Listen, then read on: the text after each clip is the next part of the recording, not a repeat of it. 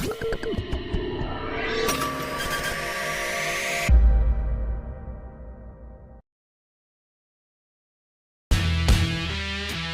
dunia MotoGP 2007 dan 2011, Casey Stoner, memperingatkan para rider untuk waspada menjelang musim kompetisi 2025.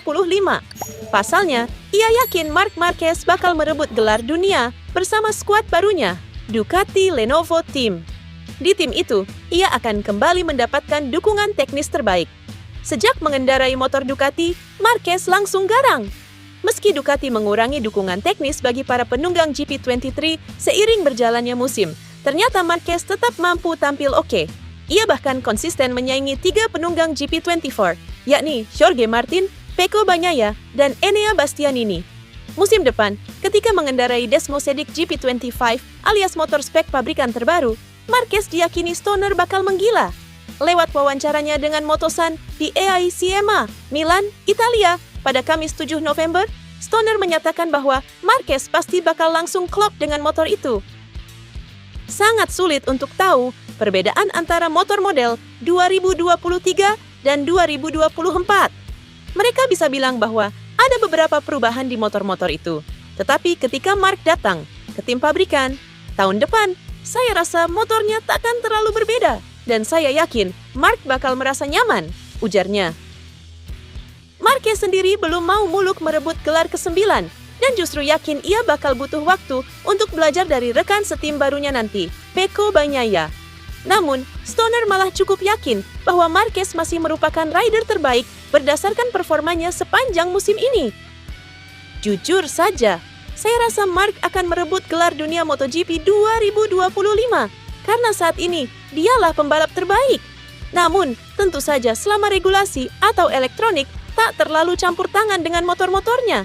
Pasalnya, kini para pembalap makin tidak terlalu penting dibandingkan motor, tutup Stoner.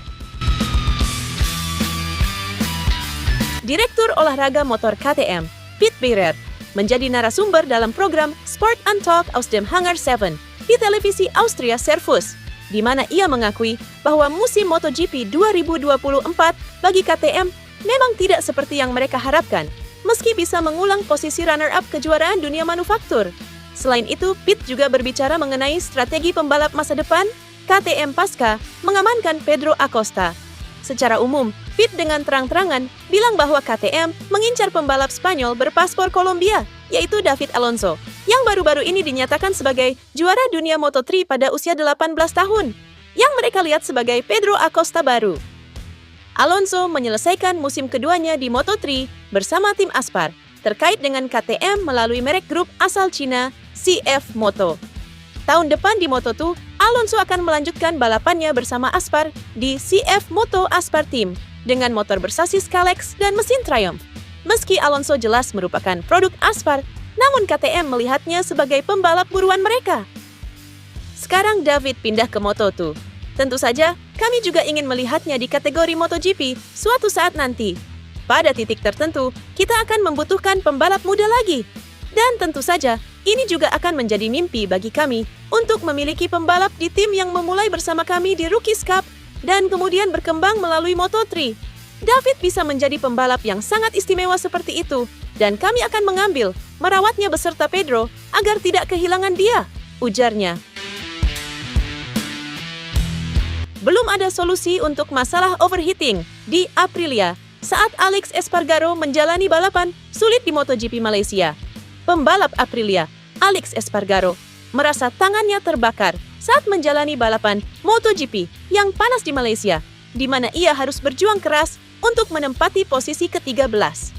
Aprilia RSGP terkenal dengan masalah overheating dengan Espargaro, dan rekan setimnya Maverick Vinales telah berulang kali mengungkapkan kekhawatiran tentang efek buruknya selama beberapa balapan di Asia. Menurut Espargaro, merek Noale tidak mengalami kemajuan dalam hal ini, yang terbukti ia kesulitan untuk mencapai finish di Grand Prix Malaysia akhir pekan lalu. Mesinnya sangat lambat. Saya tidak bisa menyalip siapapun. Mesinnya sangat lambat karena panas. Saya hanya bisa menyalip Raul. Kemudian saya sangat menderita di 3 lap terakhir, di mana saya hampir tidak bisa mencapai garis finish. Saya tidak bisa mengendalikan setang. Panasnya luar biasa.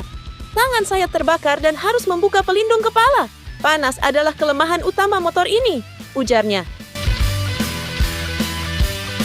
Dalam sebuah wawancara dengan Sky, Toprak Razgatlioglu mengakui belum mengesampingkan mimpinya untuk naik ke MotoGP, meski usianya sudah mendekati 30 tahun.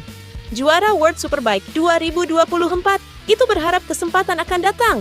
Ketika Toprak Razgatlioglu mengumumkan lebih dari setahun yang lalu bahwa dia telah menandatangani kontrak dengan BMW, semua orang mengira itu adalah pilihan yang ditentukan, terutama karena alasan ekonomi.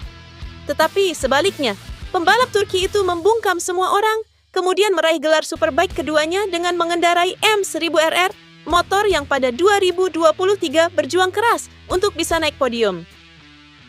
Terlepas dari momen istimewa bersama pabrikan Bavaria, ada juga beberapa momen ketegangan di musim panas. Manajer Kenan Sofuoglu telah mengungkapkan bahwa dia sedang mencari tempat di grid MotoGP untuk tahun 2025 untuk juara World Superbike 2 kali tersebut. Sementara itu, BMW mengingatkannya bahwa ada kontrak yang berlaku untuk musim depan, sehingga masalah ini segera diselesaikan. Namun, ini tidak berarti bahwa impian untuk suatu hari nanti bisa mencapai MotoGP benar-benar padam bagi Toprak. Pembalap Turki itu bahkan menegaskan hal ini dalam sebuah wawancara dengan Sky Sport MotoGP di AECMA. Meskipun secara realistis, dia mengakui bahwa 2026 bisa menjadi harapan terakhirnya, karena pada saat itu dia akan berusia 30 tahun. Mungkin sudah terlambat bahkan untuk orang yang luar biasa sepertinya.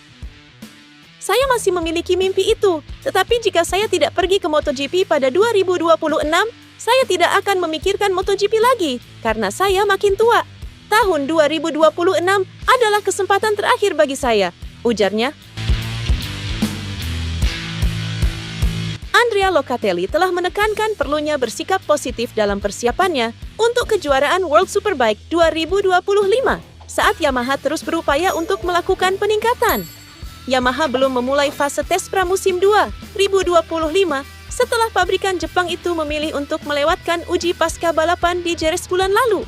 Tetapi Locatelli yakin, bagaimanapun juga, mereka tahu di mana mereka perlu meningkatkan diri. Setelah Jerez, kami tidak melakukan uji coba karena kami ingin berhenti sebentar untuk mengatur ulang semuanya. Sekarang, kami akan menghabiskan 2 hari di Jerez. Kami memiliki beberapa komponen baru pada motor untuk dicoba. Yang pasti kami perlu mencoba meningkatkan di banyak area. Tetapi kami sudah tahu di mana kami perlu melihat dan di mana kami perlu mencoba meningkatkan. Jadi para pembalap mulai mempersiapkan musim baru dengan cara terbaik, ujarnya.